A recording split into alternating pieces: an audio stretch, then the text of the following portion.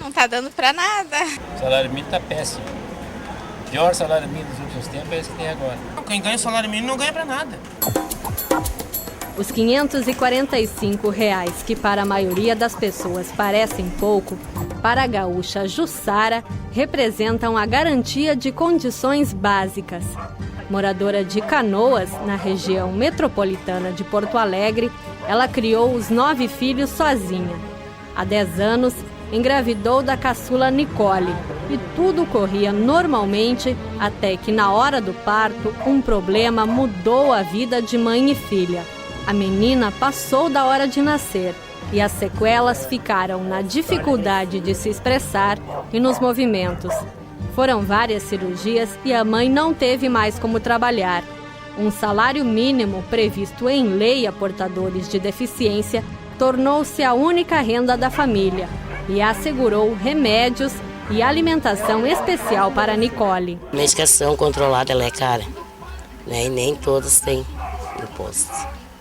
Só para roupa, calçado mesmo para ela, material escolar, que toda semana tem que comprar. Luciana tem uma história parecida com a de Jussara, mas veio de mais longe. Natural de Itaqui, na fronteira do Rio Grande do Sul com a Argentina, ela mora há pouco mais de um mês em Porto Alegre. Junto com o marido e os 3 filhos, veio cuidar da saúde do pequeno Menotti. A má formação que o menino tem na coluna vertebral foi causada por um problema na gravidez. A falta de ácido fólico, vitamina encontrada em folhas de cor verde escura, afetou os movimentos do menino. Foi um grande susto, né? Mas rapidamente ele foi transferido para Porto Alegre e fez a cirurgia. Enquanto os pais tomam um chimarrão, Menotti mostra que já se adaptou com a muleta e o aparelho de correção postural. Luciana buscou o direito do filho e ele também passou a receber o salário. Os avanços, frutos de um tratamento de 4 anos, foram viabilizados pelo benefício. Nossa segurança, assim, principalmente, a gente dedica tudo para ele, né? Então, a gente tem gastos com fraldas, medicação. Quando a gente não morava aqui em Porto Alegre, a gente tinha também muito gasto em transporte dentro de Porto Alegre. No Brasil, cerca de 14% da população tem algum tipo de deficiência. São quase 25 milhões de pessoas. Tem direito ao benefício os que têm renda de até 1/4 do salário mínimo. Tudo isso graças a uma gaúcha, com nome, sobrenome e coragem.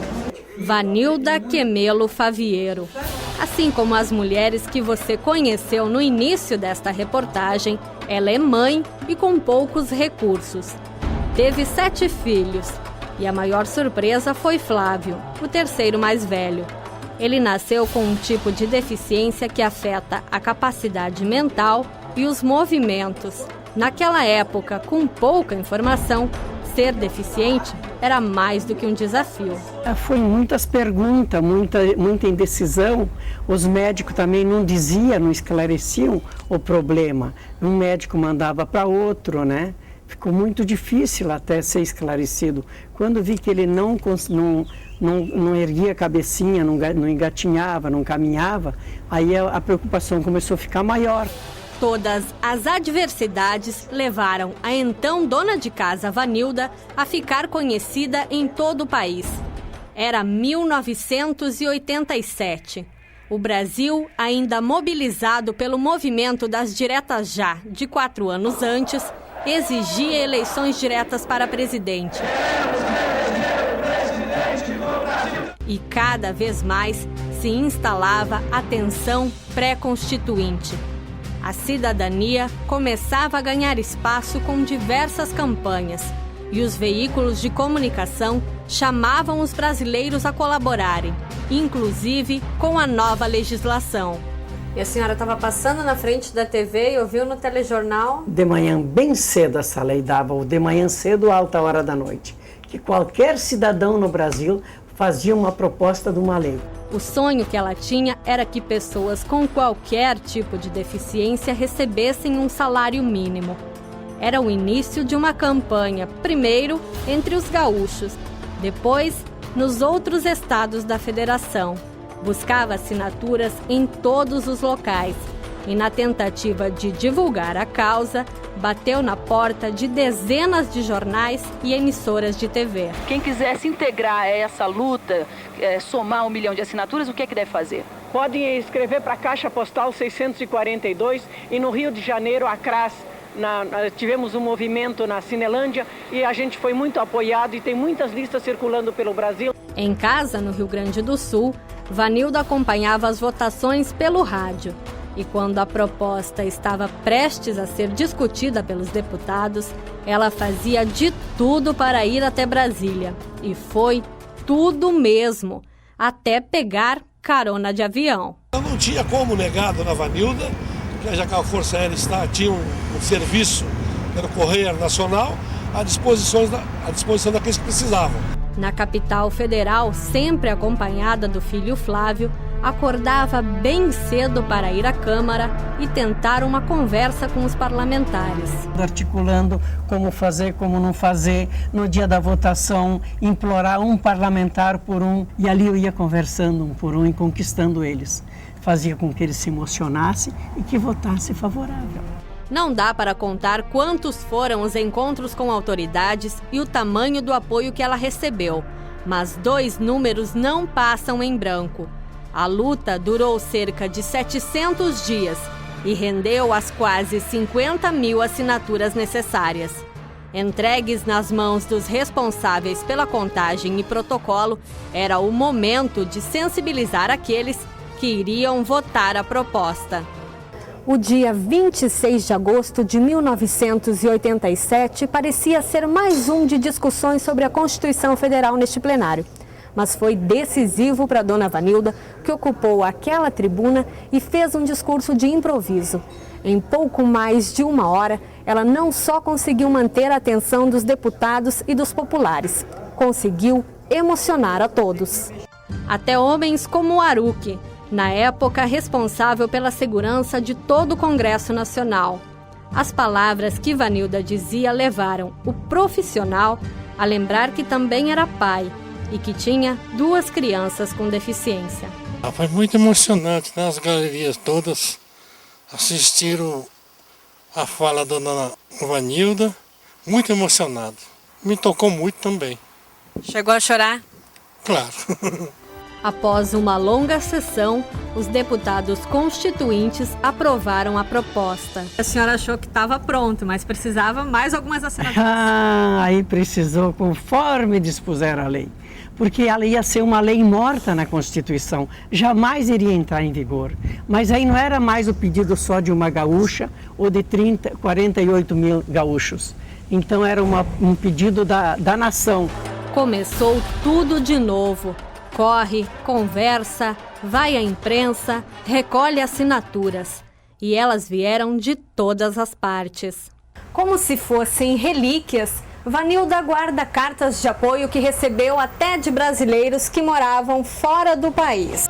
Desde a aprovação em plenário até a regulamentação da lei, foram mais 5 anos e mais 1.300.000 assinaturas. Mesmo com tudo isso, a proposta passou a vigorar apenas em 1995 e pode ser encontrada no artigo 203, inciso 5º, da Lei Orgânica de Assistência Social. O que prevê a lei? O que diz aquelas 3 linhas? A garantia do benefício mensal à pessoa portadora de deficiência e o idoso como não tenha como se manter. Até hoje, somente 4 emendas populares como a de Vanilda foram aprovadas. A última é a chamada Lei do Ficha Limpa, que combate a corrupção eleitoral e proíbe a candidatura de pessoas que respondem a processos judiciais. Mesmo sendo difícil, qualquer cidadão pode fazer uma emenda à Constituição, desde que cumpra os seguintes requisitos.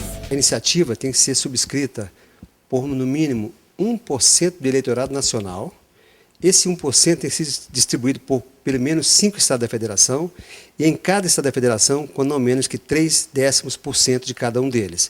Quer dizer, perfazendo essas condições, o projeto pode ter sua tramitação iniciada.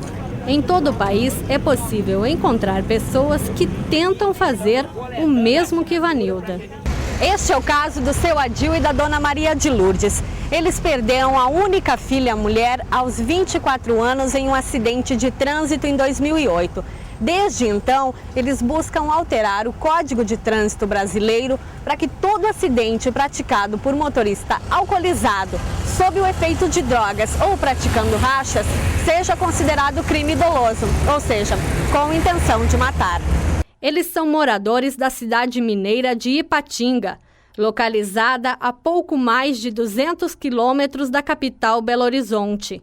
A busca por punições mais severas para os imprudentes do trânsito começou em 2009. O dia que aconteceu o acidente da minha filha, eu chorava muito, desesperava muito e na minha cabeça tinha uma ideia. Eu pensava, isso não pode continuar. Tem que ter um jeito de resolver esse problema. Ali foi passando os dias e a gente foi amadurecendo a ideia. Nesses 2 anos de campanha, eles já perceberam que a tarefa de recolher assinaturas pelo país não é nada fácil. Passa um pouco das 5h30 da manhã e a dona Maria de Lourdes e o seu Adil já estão saindo para mais uma manifestação.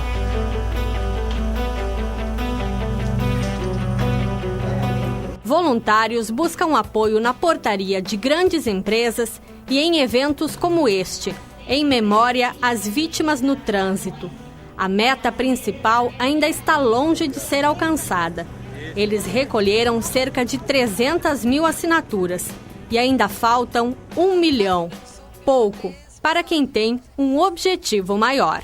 Muitas pessoas estão morrendo no trânsito, como a nossa filha morreu, e alguma coisa precisa de ser feita, para acabar com esse grande número de mortes no trânsito e com essa impunidade. Gaúchos ou mineiros, falando de deficiência ou de trânsito, o fato é que hoje as pessoas continuam mobilizadas para melhorar a sociedade. No caso das deficiências, é mais comum serem encontradas rampas de acesso, ônibus adaptados para cadeirantes, próteses que devolvem braços e pernas. Assim como Vanilda, outros grupos buscaram melhorar o espaço em que viviam e colaboraram, por exemplo, com a construção de locais como este, que tratam exclusivamente dos deficientes e que dão lições de vida até para quem é profissional da área. A gente revê muitos conceitos, a gente passa a ver a vida de uma outra forma, né? Porque a gente participa, a gente está ali junto com aquele paciente, junto com aquela família, passando pelas mesmas coisas, né? A gente acaba se envolvendo. Mesmo com todas essas conquistas, ainda resta um obstáculo a ser vencido: o preconceito.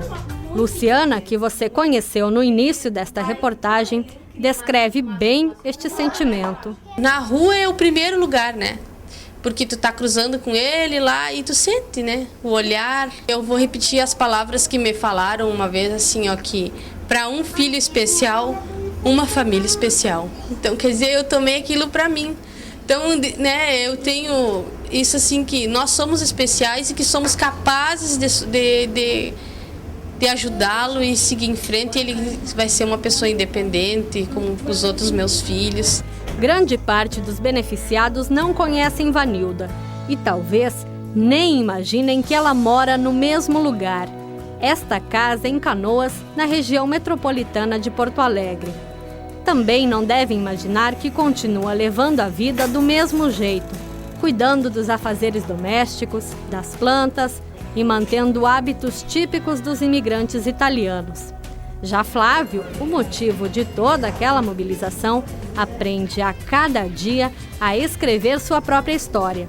E tem um cantinho especial onde se distrai com a produção artesanal de cinzeiros de barro e colares. Ele foi o símbolo de uma luta e a força de uma mãe que sonhava em mudar o que julgava errado apenas com iniciativas e boa vontade.